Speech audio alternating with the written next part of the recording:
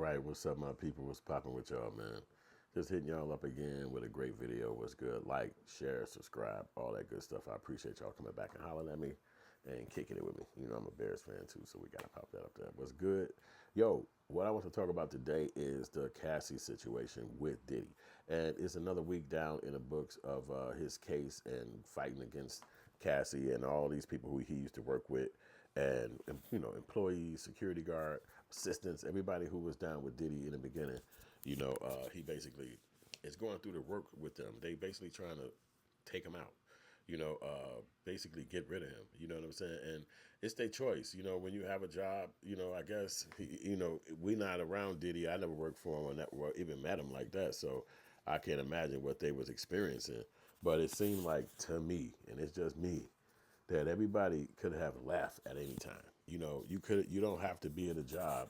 And even if you stay, what make you think because you stayed that automatically mean that this person either get to go to jail or that they got to pay you some kind of money? That's crazy because the rest of the world go to work every day, and if they don't like a job, they quit it or they find some other thing to do, and or even just tell the boss like, "Hey man, could you change your ways so I can stay here and take care of my family?"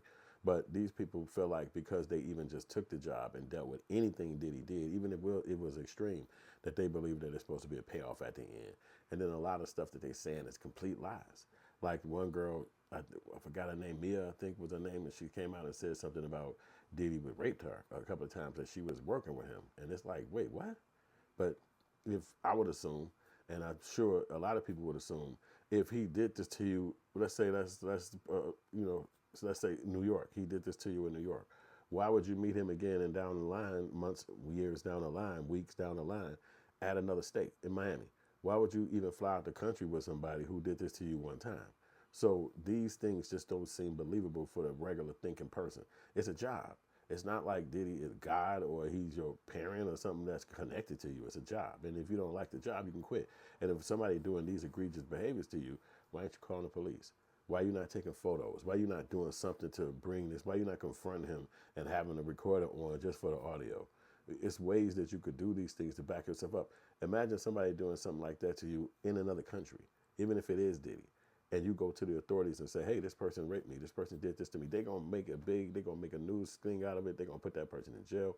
It's going to be big. So if you didn't do none of these baby step things to prove somebody did something to you, what reason would somebody believe you? You're lying. It's just no way around it, because a lot of people would take less than what Diddy did or exclaim that he has done, and they would be crazy, snapping, making a big deal out of it, talking about it.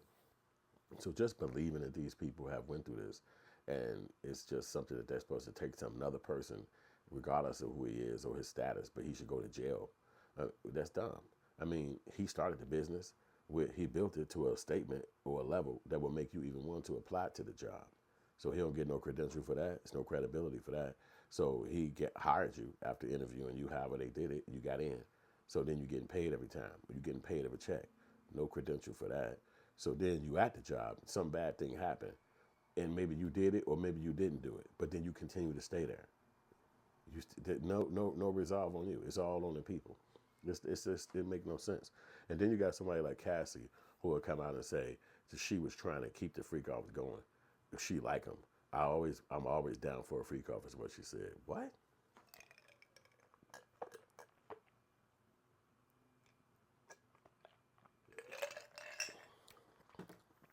You sending text messages to this person saying this shit, and then we supposed to just come after this person now. He's nothing. He's a terrible person. He ain't shit. How? When you actually doing stuff which will enable a person to want to continue such behavior. You telling him stuff that's gonna make him be like, oh hell yeah, man. Get geeked up. Like, did you see what you text me? Oh my God, damn, look at this. You don't even see no part that you played in that. And so it's just like foul. How many people got jobs and the boss is terrible? Don't know how to talk to them. Don't know how to treat them. Don't want to pay them on time. Asking them to do extra work when they're supposed to be getting off. But they still got to keep coming back to the job. They still got to keep showing up to the gig, getting a check, dealing with whoever at the job they don't like, whatever possibilities or duties they saying you got to do. You got to go to work. So this victimhood reality that we're supposed to give Cassie over intelligence is make no sense. Nobody's forcing you to be with this person. Nobody's forcing you to be in Diddy life. Nobody's forcing you to come around. Oh, he paid my rent. Or he paid for the flights. He paid for the food. He paid for the lifestyle. Okay, so then it's your choice. Because anybody else that was dealing with this and just can't take it no more, they're going to leave. The smartest thing to do is leave and don't even deal with that person no more. I'm out. I don't give a damn what kind of benefit it is to deal with you. The way you treat me, the way they acting, I can't take this shit no more. I'm leaving. So if you don't do that, you stay. You don't do that, you want to be there longer. You don't do that, you believe that it's some kind of love thing that's going on behind you and him. That's no reason for him to go to jail for 10, 15 years. So then you got security guards and assistants. They want to act like they heard this, they heard that from different people or different movements or different scenarios, and they're supposed to all come back from what you said. You didn't report none of this shit to the police. You didn't report none of this shit to somebody with authority. But these things did happen in your words. And so now all of a sudden, Diddy got to go down, and because you heard this statement or you heard somebody say something, but you didn't do no reporting on it. You had no reference or no proof of any of this shit happening. It's just like none of this shit could be a reason to put somebody in a Fed jail. It shouldn't. Now, obviously, you got witnesses against Diddy. Obviously, you got a bunch of witnesses against Diddy. You got workers, you got family, you got people, not family, but you got people who like have been around him, and they all claim the same kind of things. But you can kind of quote, as a jury, you can collect a lot of those things that they're saying, which could definitely lead to a conviction. But it just doesn't seem like the things that they claiming he did was so egregious that they couldn't have gotten away from it on their own. It looked like they came back to it because of the benefit that what it came from being around somebody like Diddy, like traveling, like crazy food, like all kind of exotic drugs, like all living in luxury apartments, like luxury lifestyle. So these things is kind of like something that you don't want to give up. And if you eventually got away from Diddy, you had to give that up. You had to give up the money. You had to give up the lifestyle. You had to give up the food. You had to give up the travel. And that shit gonna feel funny. You back to your normal life or your normal existence, and you don't have none of this shit that you normally had, which is money, food, whatever. You just sitting back now like, I do miss kind of being around. That wasn't, when you think about P, it wasn't that bad, you know what I'm saying? Or whatever, the thing they saying, and it's really like you giving a reason to be around somebody that's treating you bad. And so then that's got to be more of a question of, are you mentally sane? Do you have, are you okay? Because now we just got to walk around watching you and watching what kind of choices you make, because that person who you chose to be around is about to go down because of what the fuck you chose to do. You was not a victim. You was a person who was benefiting from that shit. And how your reason of benefiting or your wanting to benefit is your choice. But you're not a victim. And at the end of the day, the girl, Cassie, had some victimhood because he was physically whooping her ass and all that. But she had a choice too to leave. In 10-year relationship, nobody stays that deep into a 10-year relationship feeling like you got the Stockholm syndrome or you got some reason why you're supposed to stay around this guy. If you stayed with this motherfucker for 10 fucking years, that's because you chose that. And it's going to be hard for people with logical thought to know nothing else. It's like living in an apartment, but the roof is messed up. So anytime the people upstairs flush the toilet, they hold water and everything come down and land in your apartment. Now, you could stay in it. It still got warm. It still got a refrigerator in it. Still got your fucking bedroom set all in there.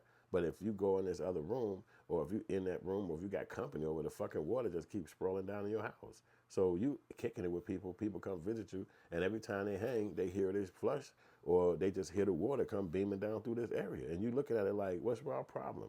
They saying, how the fuck is you living this? Nigga, this goddamn water coming down the roof. And you like, what water? That ain't nothing. That's just water. Water is going to fall anyway, whether it's outside or it's in my house.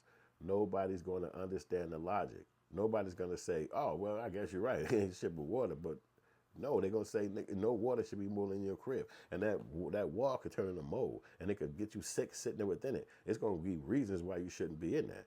So if somebody can understand, if somebody treating you bad and your mind can have a bad experience and then have bad memories, it can make you sick. You could be mad because somebody disrespected you and you didn't know how to fight back, or you didn't know how to defend yourself because of the job or because of the status. These things can affect you mentally. So now they popping up and Diddy and saying it's your fault. But then it's like 15 people like this. It ain't even like one or just this girl. It's like, nah, everybody who worked with me, everybody got a vendetta now because you had to get fired or leave me or do other things in life. And now all of a sudden I got to keep paying these fucking severance pays out, or people suing me civilly. It's just the wrong type of month. You can't choose. Nobody do this to regular jobs. You get let go of the 9 to 5, you got to find another one. They fire you, you go to fucking unemployment, and you get you another job. But in the Diddy saga, everybody who used to work for him, they get to be victims today. Yeah, I worked for him. He had me working all kind of hours. Oh, wow. Everybody else go to work for 8 hours. Well, that wasn't me. I had to do 16 hours and then another 8 hours on top of that. It's like, wait, what? But that's not the music industry. That's not how it's supposed to go, right? Cassie, he controlled my music. He controlled my life. He controlled everything. Ain't that what the fucking record company do? They give you the clothes. They give you the outfit. They give you the music. They give you the beats. They give you the studio time. Why is all this shit criminal? So for me, it doesn't seem like they really proven the actual case of what they got him in there for, but at least it's enough to hold him in there and then get all these people to come confess. So he needs to have his lawyers on point, combating all this, redirecting everything to say that he can actually fight in those stuff because these people sound crazy. Dude talking about he tried to burn my car down, but you admit that you was trying to get with his girlfriend, and you know that guys are going to defend themselves against anybody trying to get to their girl. Why would Diddy be any less of a man trying to keep his girl in his life and let somebody else take her from him? That don't make sense.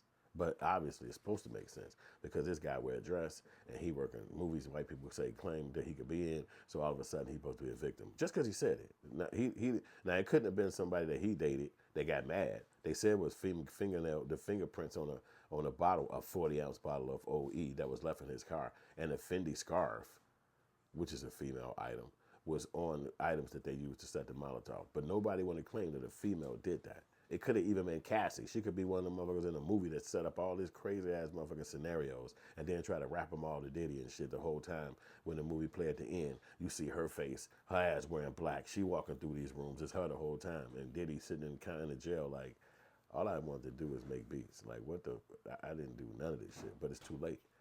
And you see what's happening with Tory Lanez. You talking about 5 years down the lane. Now all the goddamn truth coming out about the facts that these people lied and did all this shit to get this boy locked up the way they did. It's crazy. But what do you say?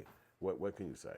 You know, people make mistakes. People, you know, you do what you have to do. You might not have did the right thing. You might have made mistakes in this regard, but you know, it's nothing to say about Diddy. Diddy and them just got a real bad scenario going for themselves right now. And nobody really cares. You know what I'm saying? So that's all I got on this one right now, man. Y'all let me know what y'all got to say. Give me some comments in there, man. Let me know what y'all think. Is Diddy going down for this? Is Cassie bogus for driving at him like this? Is Kid Cudi a mental case? Is motherfucking those people that work for him, do they need help? Why are these people driving reckless at Diddy because they want to work at a job? All this shit seems crazy, man, but I'll let y'all know. Well, y'all let me know what y'all think, man. I appreciate y'all watching. Like and subscribe and hit that notification bell for new videos. And I'm going to hit y'all up in a minute with some new stuff. Peace.